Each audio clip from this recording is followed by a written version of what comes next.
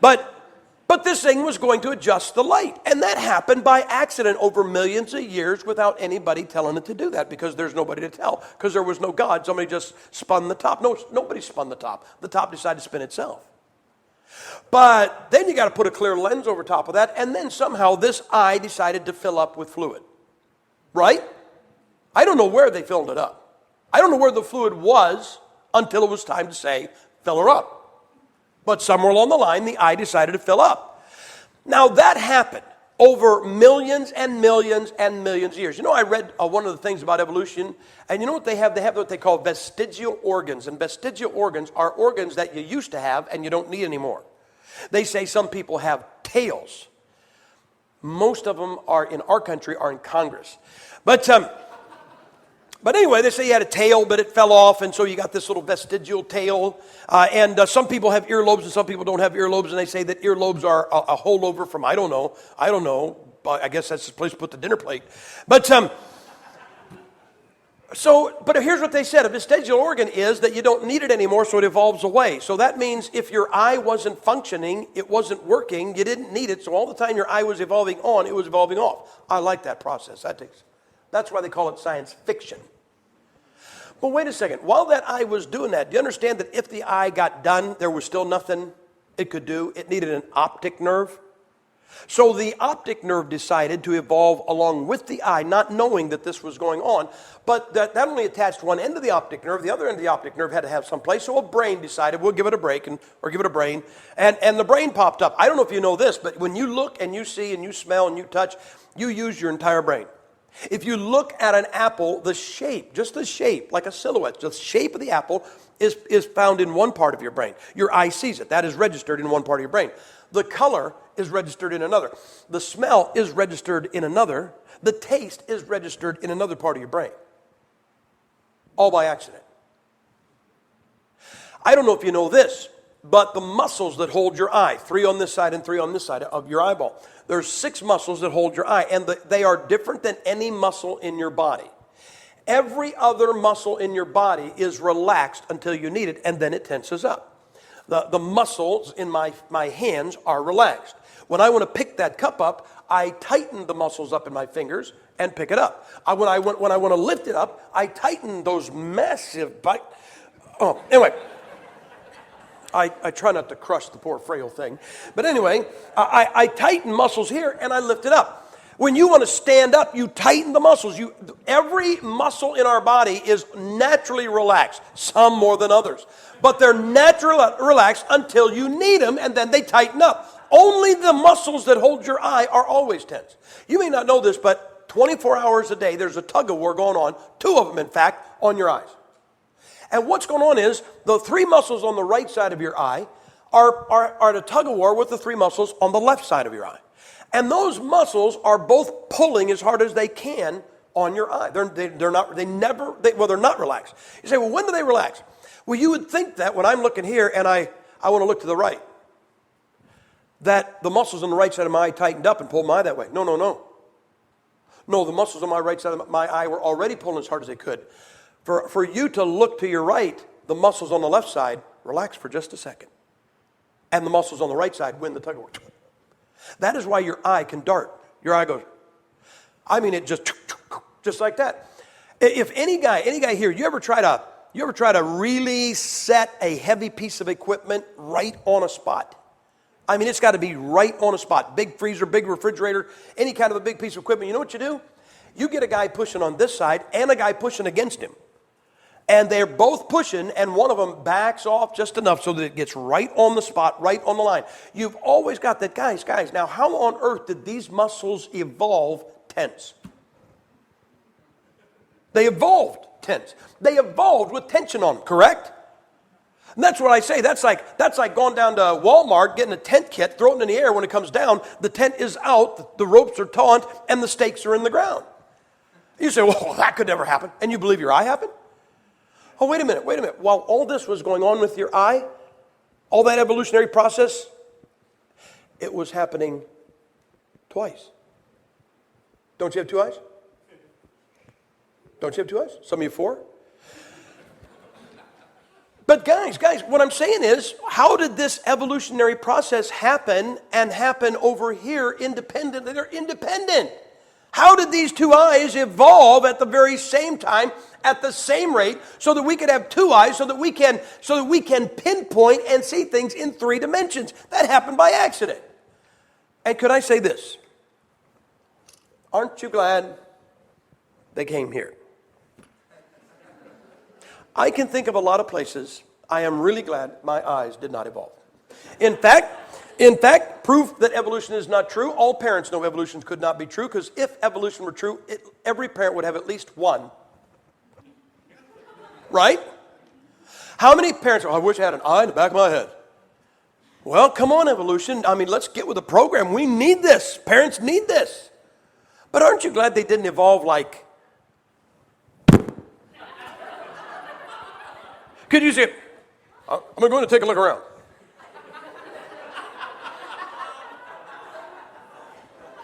How you doing? Well, my vision stinks. Aren't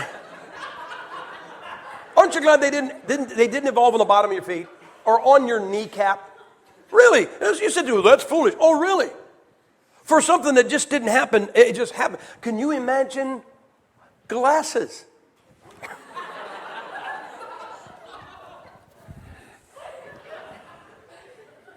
Can I tell you about your eye? My God made it. My God is very intelligent. I mean, every camera that Hollywood uses is just a cheap, sorry, not near as quality imitation of the human eye that God made. This is our God. He is intelligent. The circulatory system. The air comes in your lungs. It goes to, and the heart, your heart pumps blood over to the lungs, and it picks up oxygen, and then it takes that oxygen all the way through your whole body, and when your body has absorbed the oxygen, it brings the spent blood back to the lungs for another shot of oxygen. Guys, your God did that. Our God is intelligent. Intelligent is a good word. He's righteous. You know, I've often said this, I wouldn't want a God, this Muslim God, I'm sorry, say what you want. I wouldn't want a God that thinks that blowing up a bunch of kids on a bus is a virtuous act. Don't sit there and say, oh, you're prejudiced. No, that's what they believe. They believe in targeting innocent women and innocent children. And you know why? Because their God says that's an honorable thing to do. Your God does not say that. Because your God is a righteous God. I'm glad that I have a God that does not think that heaven is an orgy. Our God is righteous. You say, how righteous? He is so pure. He is so righteous. And so righteous that you better be glad he's merciful. Because if he was righteous and not merciful, he'd have wiped us out instantly. But instead he puts up and puts up and puts up and puts up and puts up until he finally says, I've had it. And when he's had it, you know what he says? I'm going to kill him. You know, I say it with humor, but one of the things I like about my God is that he has a flair for the dramatic. He sent a flood and killed. When he brought the flood on this earth, 8 people made it through. That you say, why? He couldn't take anymore. He really could not take anymore because he's a righteous God. When he looked down at Sodom and Gomorrah and Admah and Zeboim and Zoar, you know what he said? He said, I mean, I can put up with a lot. I can't put up with that anymore. I've said to several of your people, my Canadian friends, this week, and I say this with as much grief as I can, I believe that America, the United States of America, has just about reached the point where God will have to destroy it, not just because of its judgment for sin. God is going to have to destroy it, or it will corrupt the rest of the world. America will corrupt the rest of the world. You can go to the most remote parts of this world, and if American entertainment and American television gets there, soon comes the moral, soon comes the racial hatred. I mean, it all follows America. And what's going on now? I mean, it is so vile what is coming out of Hollywood and coming out of New York. It is so vile as to not talk about it. And I'm talking about it's in everybody's living room and in some of yours. And you can't even talk about it in a mixed crowd. And one day, a righteous God is going to say, he's not going to say, I'm mad at him. I mean, he can say, I don't want to have to do this. I just can't allow them to corrupt the rest of the world. You know why? Because he's a righteous God. Now that mercy holds back and holds back and holds back. But when he says, I've had it, he's had it. And nobody gets out unless he lets them. And so he is a merciful God. I say that he is artistic. I'm glad that God is artistic. Don't you think the rainbow is a good idea? You guys, you young guys, you may not know this, but when I was a kid, the whole world was black and white. I know, I saw it on TV. And then God invented colors. Come on, guys, wasn't red a good color? Didn't you think God came up with something when he came up with red? You don't think so? I am so tired of bland cars. I want something nice and red. Nothing personal. I just drove a silver Chevy all week. Don't take this wrong, brother. But anyway, isn't it nice that God came up with colors? Hey, what would you do if somebody came into church and said, just bought a new car? Really, what color? Green with a blue top. When's the last time you saw a new car on a lot and it was green with a blue top? Anybody here just saying, boy, they got a new car down the showroom and it's green with a blue top. I want to run down there and get it before somebody buys it. You can walk slow. And yet your God, take a look outside. Your God can make that grass green and that sky blue. And we are swept away with it. Isn't that true? Have you ever stepped out and said, look at the green. Look how green that grass is. Have you ever stepped out and said, look how blue that sky is? This is our God. That's artistic. That is the God that we have. I like this God. I'm glad that he's not bland and he's not gray. I tell people this, about, I like flowers. I really do. I don't, you don't have to send me any. Please, no. But I'll tell you what I like about flowers. They are so frail and they are so beautiful. And all the colors. We were driving, my wife and I, what we'll do sometimes, especially if we're out in Montana or Idaho, out in the West, we drive logging roads. We'll throw our truck into four-wheel drive and just go bumping up a logging road until you can't go any farther. We just like it. But we were with a pastor one time, and we're up above 7,000 feet. That's like 92 grams. And we're up in this 7,000 feet up on this logging road, and we came around a turn, and there was a mountain meadow, and interspersed to that mountain meadow were red and yellow and purple wildflowers. And you know what I think when I see that? I think God didn't plant those for me. He didn't plant those for me to see. You know what he planted? He planted those for himself.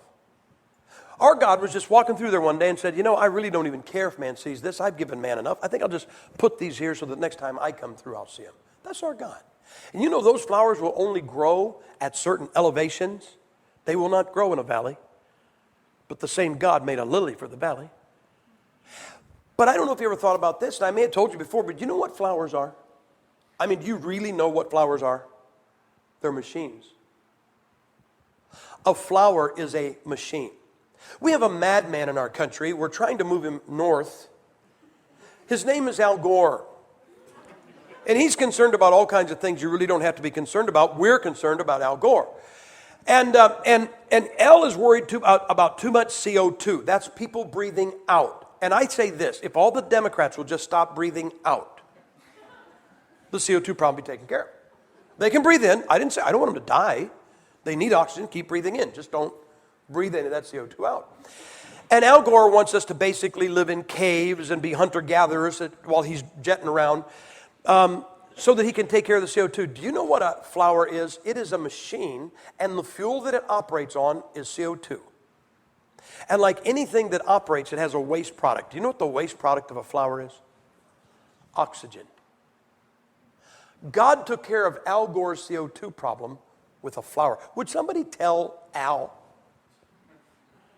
Have you ever been near a factory? I'm not against factories, but have you ever been near a factory and maybe downwind of a smokestack? Ooh, like a paper mill?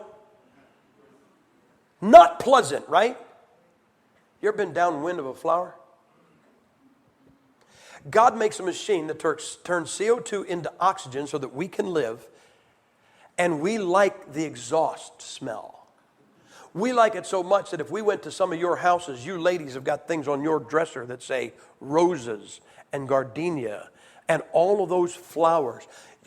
This is our God. This is an artistic God. I am impressed with him. I told you this, I am a writer. And as a writer, I read God the writer, okay? I read God. I judge God as a writer. There's no writer like God. There is no writer like God. I told you the other day, we're looking over there in Acts when it says that Aquila and Priscilla took Apollos